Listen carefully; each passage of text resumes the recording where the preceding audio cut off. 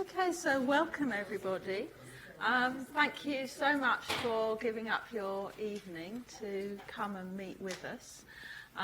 Also, thanks to anyone who's joining us remotely. My name's Sue Smith. I'm the Director of Education for the National Heart and Lung Institute. And what I want to do for the next few minutes, not too many minutes, because actually I'm the last person you want to hear from, is just give you a little overview of what goes on with regard to education in NHLI. So first of all, our overview of the evening. So you're going to hear a little bit about NHLI programs generally and about our students, and that's from me.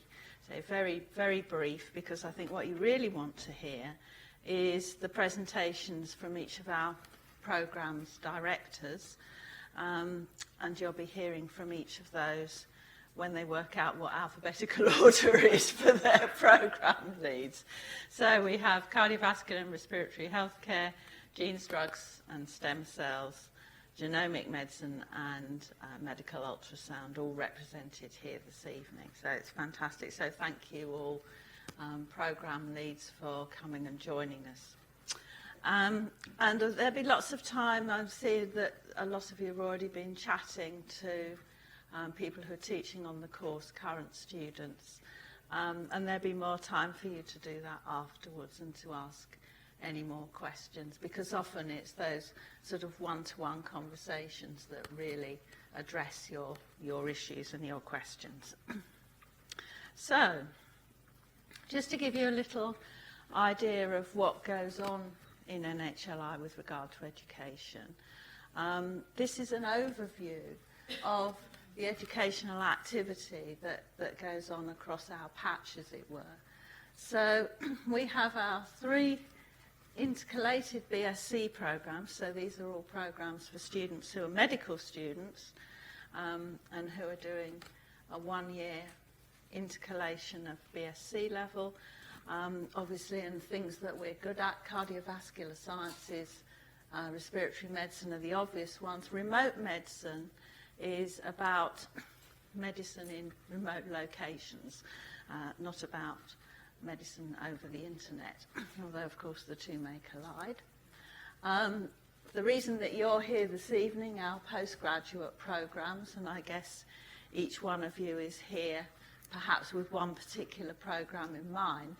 I'm not going to say anything about them because I think our program directors will talk about their own programs far better than I do. And then on the research front, we have about 200 PhD students across our patch, and we also have this interesting program, an MRes program, which is really for students who are interested, they know they want to do a PhD, and this is part of the foundation for that, so we offer that as well.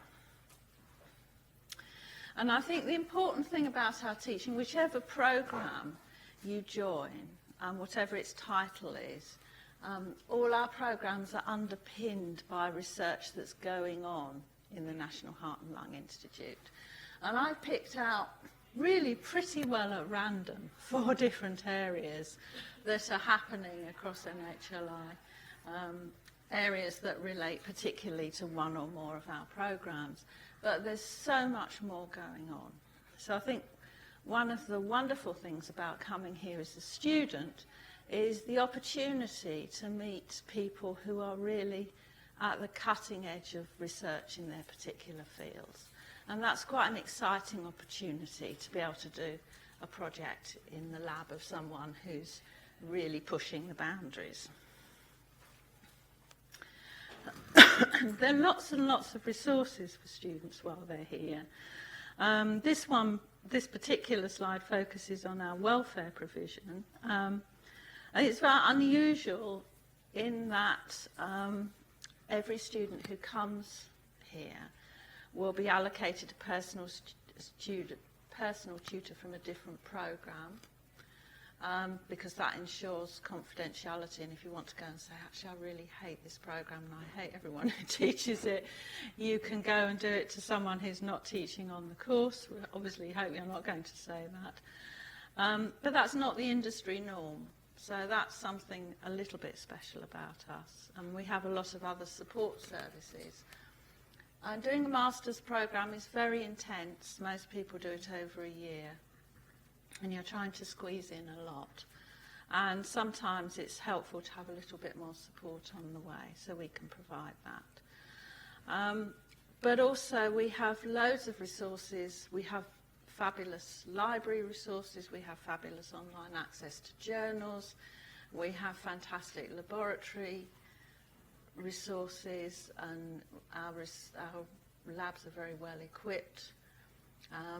So there are lots of really positive opportunities, because one of the things we'll talk to you about really in the first week that you're here is, what are you going to do when you graduate? You know, master's course is only 1 year, and you kind of get your place on the masters, and you come and you start and you settle in and you relax a bit. But before you know where you are, you've graduated, and what are you going to do next? And we really encourage you to start thinking about that early, and really start planning your career with you and planning your next steps from really the day you arrive, because it's such a short time, it's so intense, you'll be finished before you know it. And so you need to start thinking about that. So that's really a bit enough about us. This kind of just gives you an idea of really the breadth of our numbers of students and where they're coming from. So you can see that on most of our programs, we're kind of about half and half in terms of students from the UK and students from outside of the UK. Genes, drugs and stem cells actually mainly from students outside the UK, and genomics mainly from those in, because the genomic medicine programme, we have a lot of students sponsored by Health Education England. So the numbers, you can see the rough numbers of students we have here. So at any one time we have roughly 150 or so master's students around, and they're from all sorts of backgrounds. And from next year we'll be joined by an MSc in allergy, which is actually transferring to the National Heart and Lung Institute from one of our partner departments. We haven't got the data on that because they haven't come to us yet. Yes, it's actually been historically administered elsewhere, but as most of the teachers actually sit in the National Heart and Lung Institute, logically it's transferring to us from next year. And our students, if you look at our current breakdown, we've got students from 47 different countries, 48 if you count the UK, and I guess 51 if you count each of the individual countries within the UK, depending on how you do the maths. So most of our students are from Europe, but you can see we welcome students from as far away as Australia and New Zealand this year. So it's fantastic that we really are very diverse in terms of background, and that makes it a very exciting place to be, and an interesting place to be a student, because you meet people from all sorts of other backgrounds. So I think I've probably said enough. That just shows the same data essentially in a different way. If you look at the numbers, about half of our students across, aggregating all the programs, are from the UK, and about half are not. Lots of students from Asia, quite a few from the EU. Next year, apparently, EU will be treated as they are this year. Who knows what's going to happen after that? I suspect even the government doesn't know, so please don't ask me. And that remains to be seen. But I hope we maintain that degree of diversity, because I think it's one of the really interesting and exciting things about being in the National Heart and Lung Institute. So I'm not going to say any more. Thank you very much for listening to me whittering on for a few minutes, but I think what we should do now is move on to the people that you really want to hear, which are the programme directors of our different programmes, and I think, Mary, you're going to kick off, aren't you? So thank you very much, everybody, and I look forward to catching up with you, perhaps some of you later. Thank you.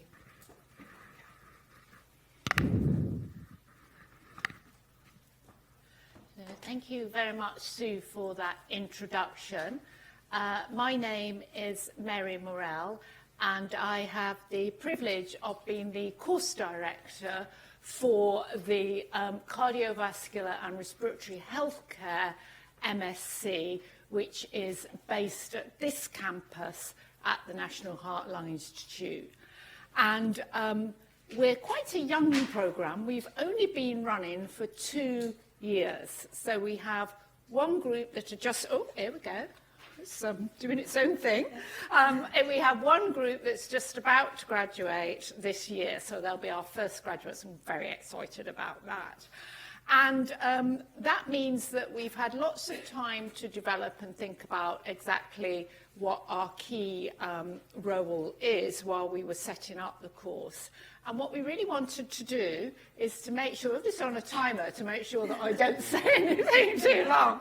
We wanted to make sure that we were able to provide a course that would work for healthcare professionals if they were already in the healthcare environment, but also for people who might be thinking about coming into the healthcare environment, obviously using the cardio and vascular skills that we have in NHLI as well as respiratory. So we put together a number of different programs to make this MSc. And what we did is we said, okay, we're going to teach you some core skills around the knowledge that you need for cardiac and respiratory. And then, oh, sorry, I'm not quite sure, but it's obviously got a timer on it, which we will work with. And then we also wanted to make sure that you were able to choose some of the specialist skills that the people who are working on this course are really known for. So some of that might be innovations in cardiology, some of it might be around respiratory support. And in particular, you can choose the thing that you are most interested in those specialist modules. And we found that some people come in thinking they're going to do respiratory, and then they choose cardiac, and the other way around. We have got specialists in both clinical and research teaching you, and we do a combination of experiential and face-to-face. Oh, I'm so sorry, this is really irritating. And now I'm going the wrong way. A face-to-face session so that you get a mixture of different kinds of teaching. And in particular, we try to make sure that our assessments are authentic. So we assess you with things like hands-on practical skills, posters, abstracts, etc., rather than perhaps doing testing using more traditional methods of essay writing, etc. And one of the things that we want you to think about is the evidence-based practice behind cardiorespiratory healthcare. So we think about how you evaluate research, what the most up-to-date research is, and what the areas of research might be in the specialism that you might be interested in. So what we try and do is lots of discussions where we think about the ideas that you might be bringing from your clinical practice or areas of research that you might be interested in. And we combine those with some of the skills that we know our faculty have around the technology that we use. And as I said before, we're based in this building here, but we have very close links with the Brompton Hospital next door, where the clinicians that work with us are sometimes based. And then also we have links with the South Kensington campus, where things like your library and other resources are. So while you're here thinking about doing the MSc, I would invite you to think about what you want to learn about, whether it's cardiac, respiratory, what kind of skills that you want to get from doing a master's at Imperial, which, let's face it, is a year of your life and quite expensive. So you need to make sure that you're going to spend your time wisely, and as Sue has already alluded to, think about where your MSc could lead you in your career, and then maybe use the rest of this afternoon or evening to talk to myself, and then we've got our teaching fellow, Leanne, who I'll get to give you a wave. You going to do that? Who's also here, who works on the course. And we've got some of our students as well who'll be able to tell you about the course. So please do ask us whatever questions you feel would help you to make those decisions about what you want to learn and where it's going to lead you. Thank you very much for coming along, and look forward to seeing you later. Thank you.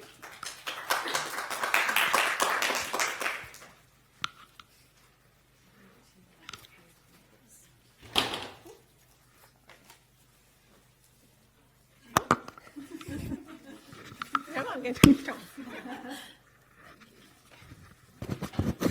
Hey. Right. We need Gemma here for this. Right. Okay. Hello. Good evening, everyone. Right. Let me go to the start. Slideshow. Okay, good evening, everyone. Hi, my name is Fawzia Khan. I'm the teaching fellow for the MSc Genes, Drugs and Stem Cells Novel Therapies. Thank you for coming and giving up your evening. So, Genes, Drugs and Stem Cells, 3 mini MScs in one: gene therapy, pharmacology and stem cells. Key people on the course. It's led by Professor Uta Greisenberg, who's the director of the course, and she's also a professor of the molecular medicine, and she's involved in the gene therapy module. Professor Sarah Rankin, she is part of the professor of leukocyte and stem cells, so she is the stem cell module lead. And then we have Dr. Tristan Rodriguez, and Bert Gaffney, she's module lead for pharmacology. Kuhn Wigman and myself would be on the course. So these are the key people. So what will you be learning on the course? Right, so our core module would be for 10 weeks, which is in the autumn term, so from October to December. Then you choose an advanced module, which lasts 8 weeks, and your research project for 6 months. Now, should you decide to do just a PG cert and not the full MSc, then you just have to clear your core modules and not go for the spring and the summer term. Basic chart of what is involved. So the 4 core modules are evidence, information and communication, gene and nucleic-based therapies. Each of these modules lasts for 2.5 weeks. So 2.5 weeks of evidence, information, communication, then gene therapy, then regen medicine, and then your horizon in pharmacology. Once you come to the end of the autumn term, which is around end of November, we ask you what would you like to specialize in. I say inverted commas, or what would you like to take as your advanced module. So your advanced studies could be in gene therapy, stem cells, or pharmacology. And that's for 8 weeks. After that, you have a 6-month project, which we have a big selection of, I say big selection of research projects, either from Imperial, or you're more than welcome to go to another institute and ask them, and we will support you fully from our course. Okay, so like Sue said, this is just for our course. We've had 8 home students this year, 11 from EU and 14 students from overseas. Right, so this is a question that I get asked a lot. What are the opportunities outside the main curriculum? It's a very intense master's course. So, but how are we helping you to get outside, out of MSc, and help you get to the real world? So we have a lot of workshops and insight going on. We have a Deloitte workshop at the Deloitte Center in Farringdon. We've had that this year. Imperial Innovation, Imperial Enterprise, we ask them to, we work with them to help you get to the business side of the science. Visit to the Physics Garden, Chelsea, that was a very popular day out, or morning out. Designing an outreach activity.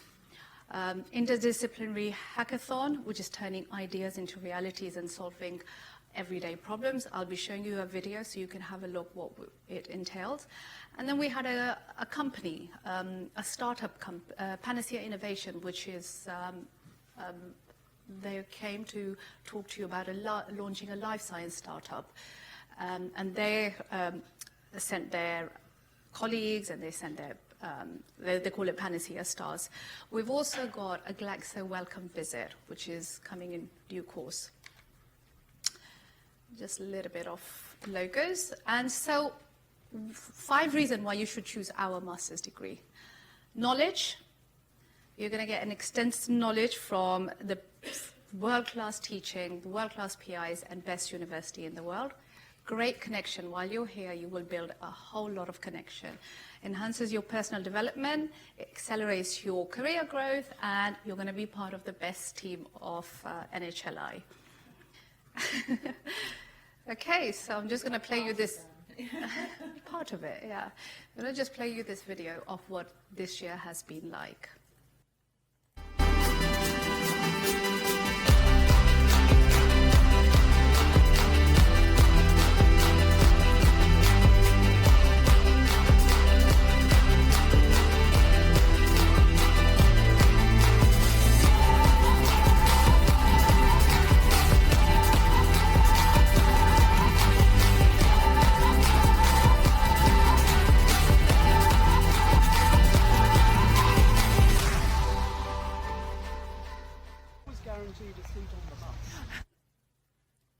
Thank you very much. I have a lot of questions, so I'll be at my stand. Please come and ask me. Thank you very much.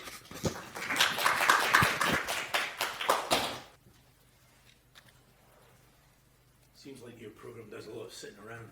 No, we took them to Physics Garden. Made them walk around.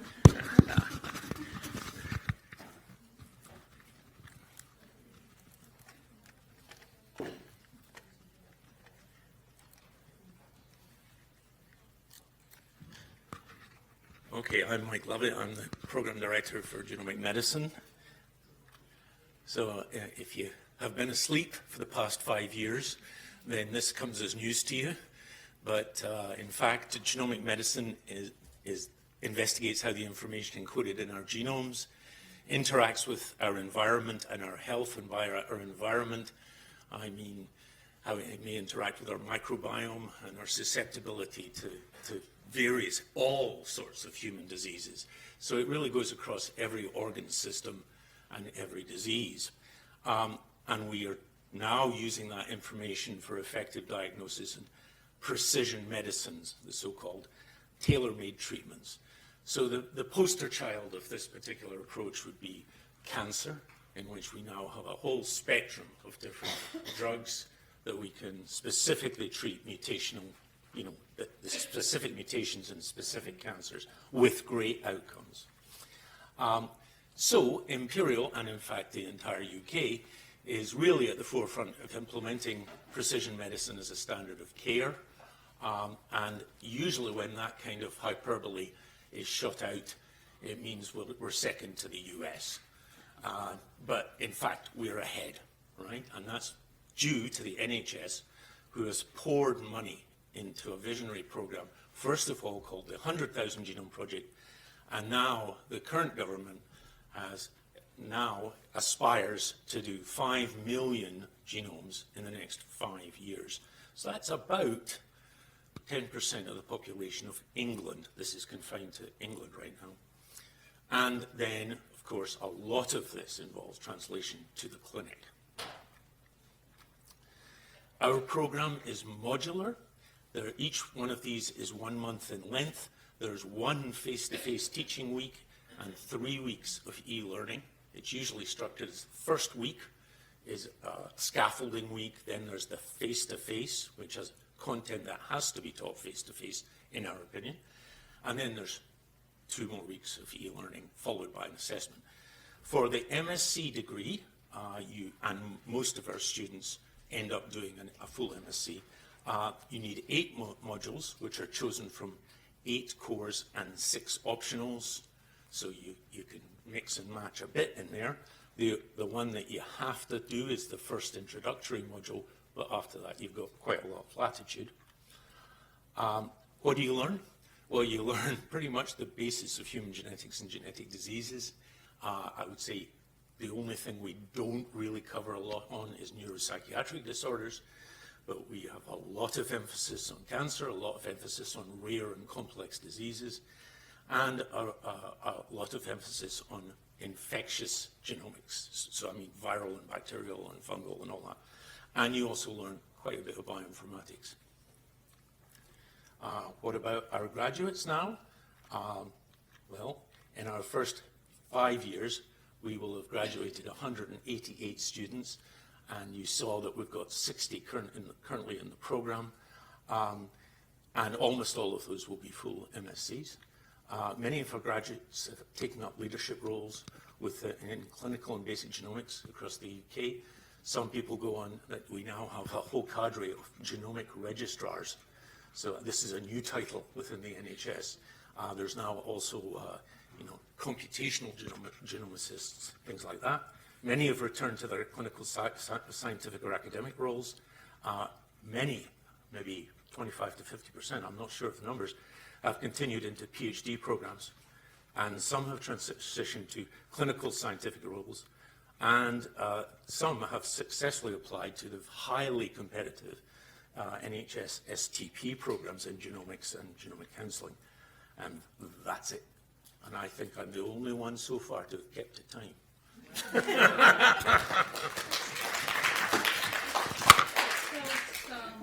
Yeah, thanks. Get my reward in heaven. Yeah. Oh, I was told I had to do 3 minutes.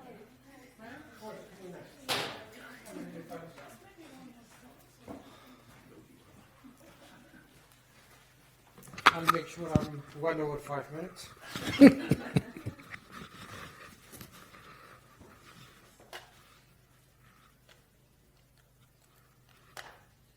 are we?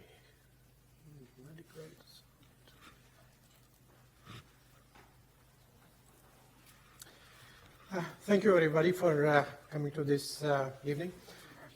I'm Mohammed Aslam, one of the course lead for medical ultrasound. Medical ultrasound is a unique course. It is a clinical course which can prepare you either to go into higher education or into a professional life.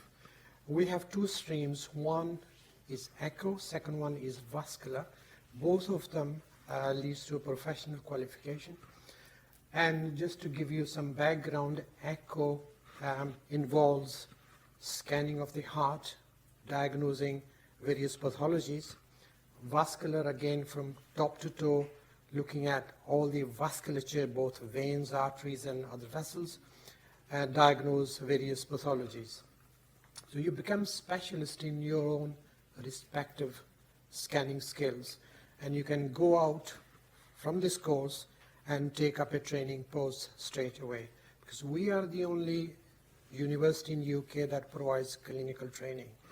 Hence the reason we can take only a small number of students, so we can train you to at least band 7 competency.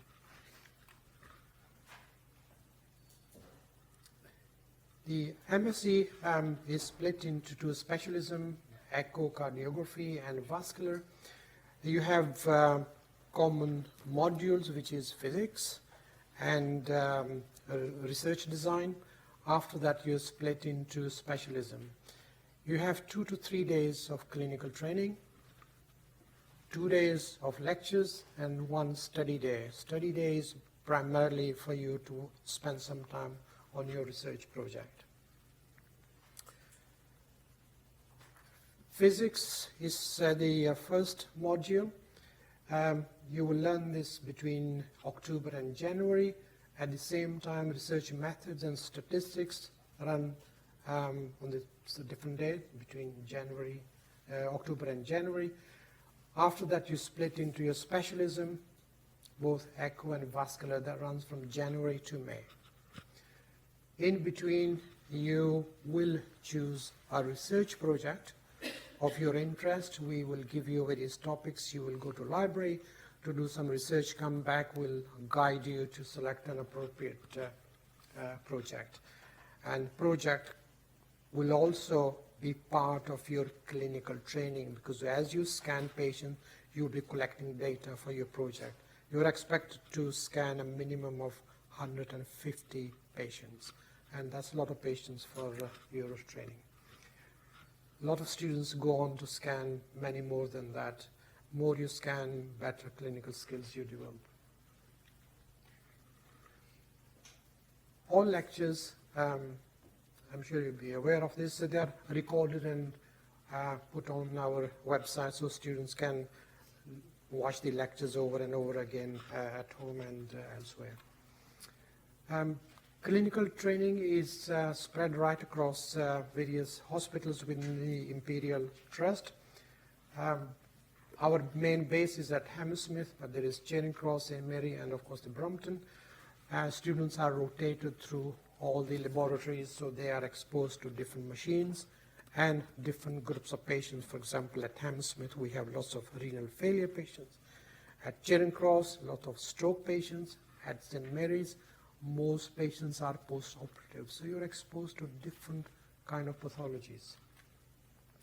We have very well equipped laboratories, and there's no restriction on how much time you can spend. If you have a study day, you can come to the lab, practice on volunteers or patients who are inpatients. They also require scans. You can spend as much time as you like perfecting your skill. Coming back to research project, they are not something trivial. This is Imperial College, one of the leading universities in the world. Some students, they produce really groundbreaking research in their MScs, and those who decide to go on to PhD program within the same environment, they come up with very groundbreaking research work. For example, this one, which was published 2 years ago in British Journal of Surgery, one of the benchmark publication for aortic aneurysm in the general population. As a result of this publication, the Department of Health, they are reviewing their policy for AAA screening in women, which is something not small. It's a major decision for the government. That goes on to show the quality of research that students, you guys, will be taking on. And to help you do that, what we encourage you to do is, as part of your project, we encourage you to write an abstract and submit it to national and international meetings. Every year I take my students to international meetings, those who have really good research projects. This is some 2 years ago, we went to France. At one meeting we had 21 presentations, this is about 4 or 5 years ago, which was incredible. And all the abstracts which are presented, they are subsequently published in high impact journals, which is good for your CV. At the end of this course, you will have an MSc in medical ultrasound. We also give you DIC, which is a diploma of Imperial College. If you are good, you also get Dean's Prize. We also give you NHLI prize for best project. The graduation is in this remarkable place. Royal Albert Hall is one sort of life experience. It's absolutely spectacular. You can stay on into further education if you wish, do MPhil, PhD or MRes, or you can go into employment straight away. There's 100% employability, and you're taken up as band 7+. That's it, and as I said, it's a clinical course, and you have a very well-defined career pathway, either going to education or going to clinical medicine. Thank you.